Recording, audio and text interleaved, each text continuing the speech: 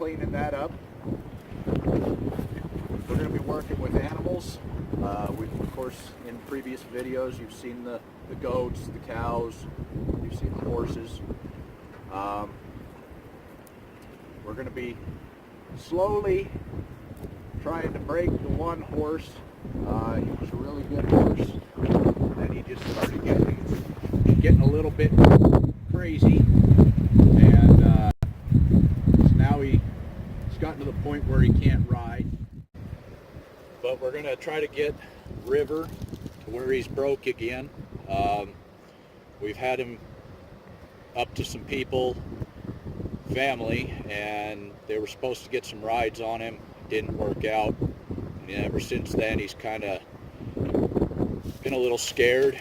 We definitely can't bring saddles around him and so on, because I think he's a little bit shy of that stuff for some unknown reason. Well, it's known, but whatever. We'll be working him. We'll get him broke one day, and eventually, if you look on the other side of the horses there, you see we've got a creek.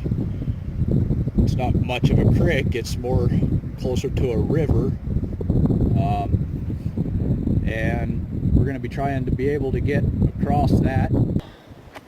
We're in the creek bed. Of course, it's dry right now. It usually flows when there's a lot of rain coming from the north. Spring runoff, whatever. We're hoping eventually we'd like to be able to get across the creek and start tearing out some of the scrub brush and nastiness and get to where we can actually farm some of that for hay for the animals. This is a ranch project. We're starting all over from scratch. I mean, there is absolutely no infrastructure out here we're going to be creating. If you stay tuned, keep watching. We're going to be creating a complete ranch and hopefully be sustaining our own lifestyles, growing our own food, raising our own animals. From the chickens to the cows to the goats. Who knows? We might get something else too. I'll take you up here onto the other edge of the property here on the other side of the creek and show you just what's out there. There's a lot of rough terrain, some washouts, some bottomless holes, but we're hoping to turn it all around and make something out of it.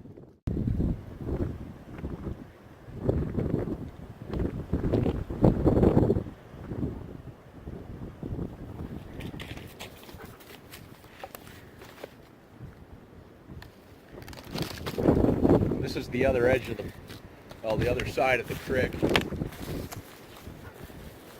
A lot of trees that's been cut up. There's really not much of any kind of trees out here. There's just some old cottonwoods, and most of them's dead. They've been cut down in the past for firewood. There's been some people that once lived in the cabin, and the cabin was moved here from tent sleep. It was the old office to the sawmill way back. It was built in 1909, and the guy we got the property from, he brought the cabin out. There was some old homesteads out here years ago, but there really isn't much of anything left. You don't even really see remnants.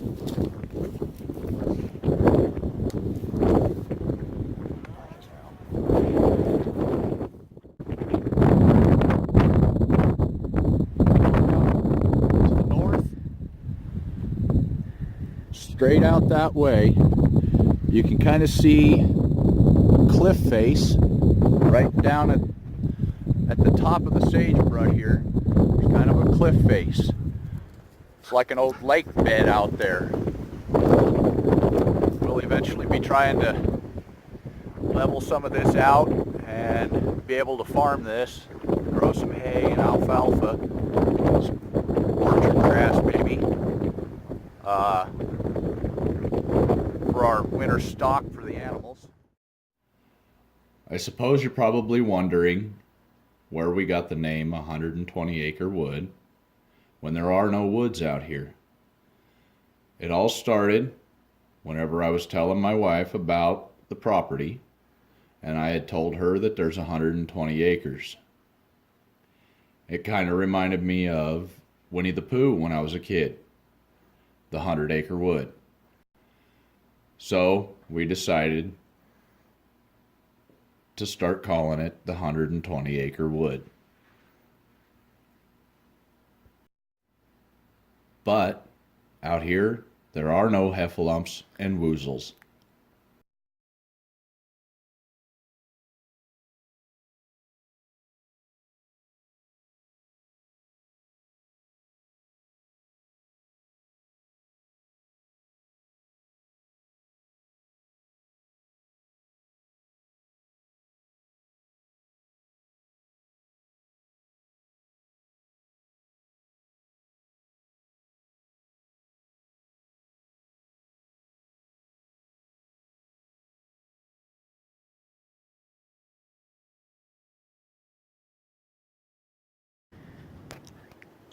Okay, we're here at the cabin. This is the old cabin I was telling you about. It was built right around 1909, I believe. It was an office for the sawmill over in Ten Sleep, Wyoming. And it got moved out here, and there was a fellow that lived in it until about a week before he died. And then it's been pretty much empty ever since. We're going to be cleaning it up and cleaning up the property around it. There's just massive amounts of trash around. People have dumped stuff and thrown stuff out. We've been hauling it all off, getting it scrapped out, burning off all the scrap wood we can, and just trying to clean it up. We have couple old campers out here that we've been trying to get moved off and cleaned up. We got scrap aluminum we got to get hauled in. Of course, you've seen the build on the tractor. We got it out here and we put it to work right away, helping us load some of the heavier metal that we hauled off to the scrap iron place. It's done a great job. Starts and runs great. I mean, it's only 20 couple degrees out here and a massive wind chill. And I started it up yesterday and it didn't even make one full revolution before it started to run. I'm really happy with the old girl. I should say old boy. We call it Clyde. We'll soon, probably next week, be getting his wife, Bonnie. We'll put that into another video. Over there is our pile of tires. We're actually going to be building a Earthship of sorts. It's not going to be completely like an Earthship. We're going to have actual infrastructure and so on, but we're going to use that to build our house, make the walls, and then we'll adobe and do a bunch of river rock and so on for the outside.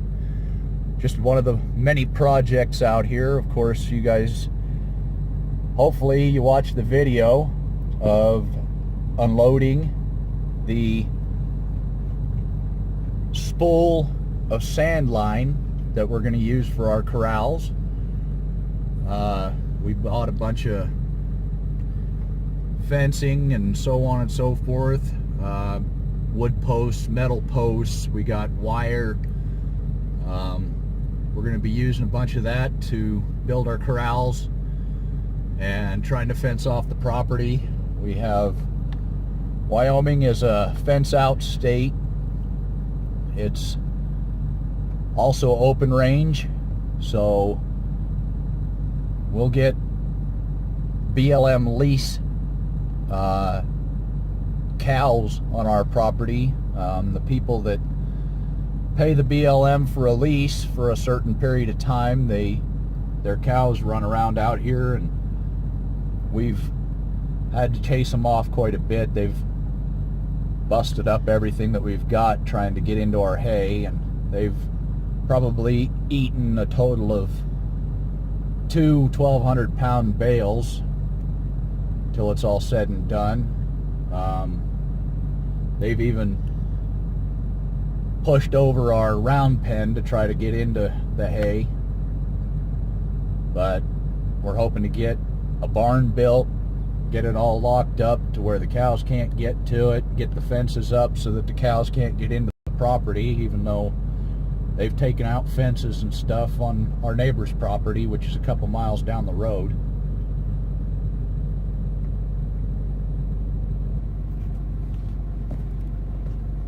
If you remember, I was talking about the spool of cable. There it is. That's about 13,000 feet of cable. Way more than we'll ever use, but right kind of where this spool is, this area, this section of land, clear on up to the tire pile up over here, I am going to be making about 4, maybe 5 if I can squeeze them in, 40 by 30 pens for the animals. Try to keep them separated. Like I said before, I'd like to be able to get the section of land over on the other side of the creek cleared out so I can start growing our own hay. If I could get 2 cuttings off of it, we've got enough land out there. If I could get 2 cuttings off, and I probably won't be able to bale it for quite some time. We're going with old equipment, something that we can work on real easy, something that it's not going to be hard to fix, because of where we're at, because of the dependence of electricity and everything else. We're going to be off grid, so we need simplicity. Simple, simple, simple. And so we're going to be using old equipment. I'll probably buck rake the hay and stack it up into a barn. Anything extra that we might need, we've been able to buy real easy, fairly cheap. And hopefully, instead of getting a 3rd cutting off of the hay, we'd be able to turn the animals loose on it. Once we get it all fenced off, get the hay growing, we'll be able to turn the animals loose on it, let them go out there, graze on it, bring them into the pens in the winter time when it gets overwhelmed with snow, and then we'll feed off of the hay that's in the barn for backstock. And then, like I said, we're going to be off grid. As you can see, there's really no power poles out here. There is no power. It's going to be about 7 poles to get out to the main power line, which is about $70,000 to $75,000 just for the power. So we're planning on going off grid. We'll have our own. We have a well already. We'll have a septic system.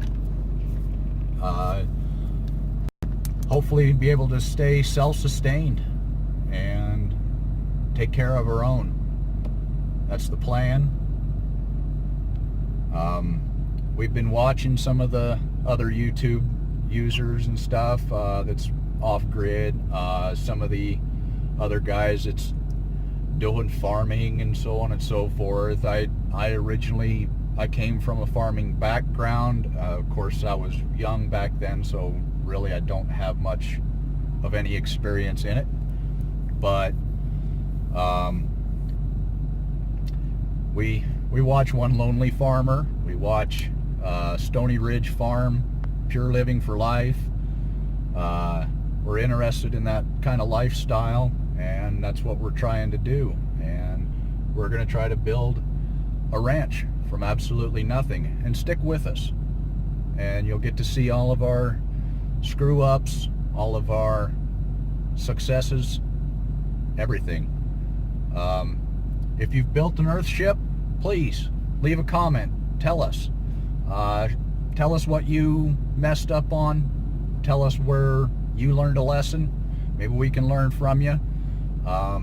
Like I said, it's not going to be a complete Earthship. It's going to be more Earth integrated, but there's going to be some changes between and mixtures between the two. I want egress in every aspect of the house, every room. I don't want half the house under dirt and not be able to get out should I have a fire in the front of the house. I'd like to be able to get out. So stick around and please click the subscribe. Let us know. Comment. If you've experienced some of this stuff, maybe we can learn from each other.